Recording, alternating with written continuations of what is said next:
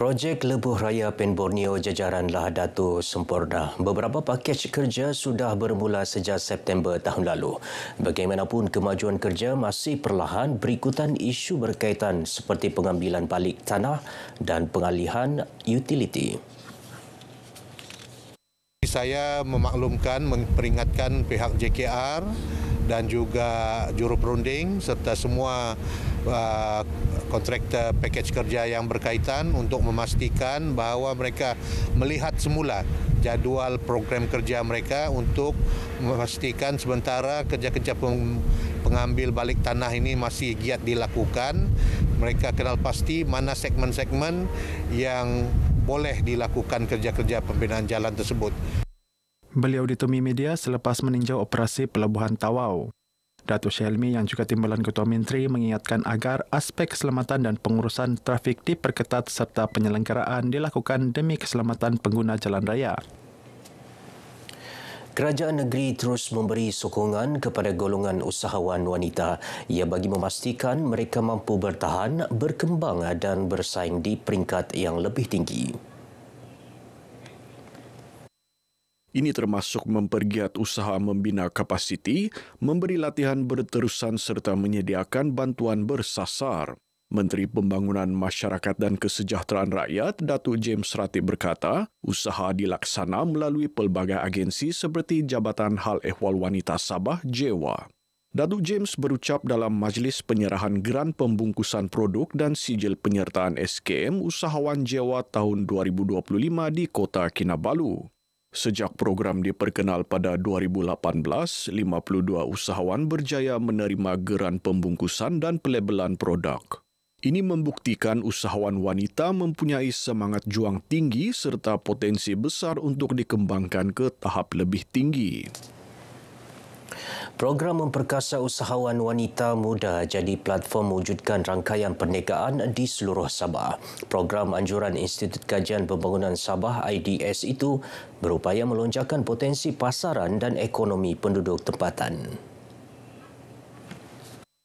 Pengerusi IDS Datuk Seri Panglima Aziza Muhammad Dun berkata, program ini juga membuka akses kepada latihan, rundingan pakar dan jaringan pasaran yang sebelum ini sukar dicapai usahawan wanita luar bandar.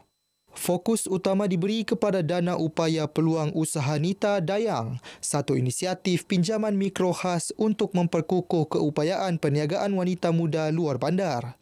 Itu cara kita, itu sebab kita menjelajah ni supaya kita create itu networking di antara kita punya peniaga-peniaga usahawan kita di seluruh Sabah. Datuk Aziza bercakap kepada pemberita selepas merasmikan program memperkasa usahawan wanita muda di Dewan Perdana Lahadatul. Sementara itu, Ketua Unit Pemimpin Pembangunan Masyarakat UPPM Segama, Datuk Misbah Apidullah yakin Lahadatul mampu menjadi model kejayaan keusahawanan wanita yang mampu dicontohi negeri lain. Potensi mereka secara keseluruhan saya melihat potensi mereka amat besar kerana dengan adanya program ini networking pun ada. Sebab kursus ini memang bagus, dia boleh mengorek minda wanita macam pengusaha-pengusaha wanita. Kebanyakannya kita kadang-kadang tidak tahu macam mana mau bermula cara tu kan. Impak saya dapat dari program kali ini boleh jugalah mohon modal untuk menambahkan saya punya produk ni kan. InsyaAllah saya yakin boleh dapat membantu mengembangkan lagi saya punya bisnes lah. Program ini turut disokong dengan konsep mentor-mentee bagi memastikan para peserta dibimbing dan diberi dorongan berterusan. Penantian lebih satu dekad penduduk Kampung Kukup untuk memiliki sebuah masjid berakhir. Pembinaan masjid dijangka siap selewat-lewatnya hujung tahun ini. Pembantu Menteri kepada Ketua Menteri Datuk Ruslan Muharram berkata permohonan pembinaan masjid itu telah dimulakan sejak 13 tahun lalu dan kini impian masyarakat kampung akhirnya direalisasikan. Beliau yang juga adun Lumadan berkata selama ini penduduk menggunakan surau yang dibina sejak 1986. Alhamdulillah pada hari ini dengan pemimpin kita Datuk Haji Ruslan dapat memberi peruntukan untuk membina sebuah masjid di Kampung Kukup ini. Kami sangat-sangat bersyukur kepada beliau lah. atas pemberian ini. Pasal surau kami pun begitu gaib sekali. Kalau kita melihat surau yang ada memang sangat gaib, dan maka kita selaku wakil rakyat telah mengutamakan masjid dan surau yang sangat uzur untuk dibangunkan kepada masjid. Beliau berkata demikian kepada media selepas merasmikan Majlis Pecah Tanah Masjid Kampung Kukup di Beaufort. Masjid baru berkeluasan 40 kali 50 kaki persegi itu akan dibina dalam 2 fasa dengan peruntukan fasa pertama sebanyak RM250,000 telah diluluskan. Manakala fasa kedua melibatkan peruntukan tambahan RM250,000. Kajian projek pemetaan bahaya dan risiko cerun PBRC di kawasan Sisili Sandakan yang dijalankan sejak Februari lalu telah siap sepenuhnya. Hasil kajian tersebut boleh digunakan oleh pihak berkaitan yang menjalankan aktiviti pengurusan bencana terutama di kawasan tanah runtuh serta perancangan pembangunan di kawasan berkenaan. Data kawasan berpotensi berlaku bencana turut dikenal pasti hasil kajian tersebut. Apabila kita buat pembangunan itu, kita tahu yang kawasan itu mempunyai risiko, dan dari segi perancangan kita tahu yang macam mana kita mitigate kawasan inilah, memulihkan ataupun mencegah tanah runtuh ini berlaku di kawasan ini. Beliau menyatakan demikian kepada media selepas majlis penyerahan laporan PBRC kepada agensi berkepentingan di Sandakan. Laporan PBRC akan membantu dalam penelitian terhadap kawasan berisiko sekaligus membolehkan perancangan dilaksana bagi mengelak perkara yang tidak diingini berlaku. Bila ada sebuah itu perancangan ataupun pembangunan yang akan dibangunkan di kawasan Karang Penting ini, kita akan telitilah.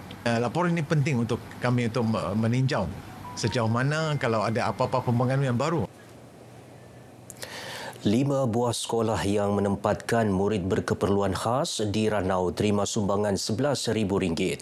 Ia disumbangkan Pertubuhan Muafakat Titipan Amal Isteri Wakil Rakyat Sabah, Mutiara GRS.